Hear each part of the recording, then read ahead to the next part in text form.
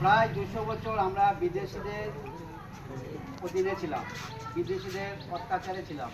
তো তাদের অত্যাচার পরাধীনতা কাটিয়ে আমরা স্বাধীনতা লাভ করেছিলাম 1947 সনের 15ই আগস্ট তারিখে। তো আজকের দিনে আমরা 80তম স্বাধীনতা দিবস পালন করছি। এই স্বাধীনতা দিবস একটি কোনো উপহার নয়, এটা কিন্তু আমাদের বীরের ত্যাগের প্রতীক। যেরকম মহাত্মা গান্ধী, নেতাজি সুভাষচন্দ্র বসু, ক্ষুদিরাম বসু, আরও অন্যান্য অনেক স্বাধীনতা সংগ্রামীদের আত্মবলিদানের ফলেই আমরা এই স্বাধীনতা লাভ করি।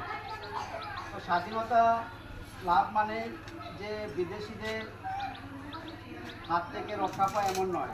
প্রকৃত স্বাধীনতা হচ্ছে আমরা একজন আরেকজনকে সম্মান করা, দেশকে ভালোবাসা, সততা মেনটেন করা এবং দেশের জন্য কাজ করা। তো আমরা যেদিন এই কাজগুলি করতে পারবো সেই দিনই প্রকৃত স্বাধীনতা আমরা অনুভব করতে পারবো। তাই আজকের দিনে আমরা সবাই চলো প্রতিজ্ঞা করি যেন আমরা সমাজে যারা অসহায় ব্যক্তি আছে, সমাজে ভাষা ধর্ম নির্বিশেষে সকলের সাথে আমরা সুন্দরভাবে মিলেমিশে থাকব। আমরা দেশের জন্য কাজ করব, দেশের মঙ্গলের জন্য কাজ করব।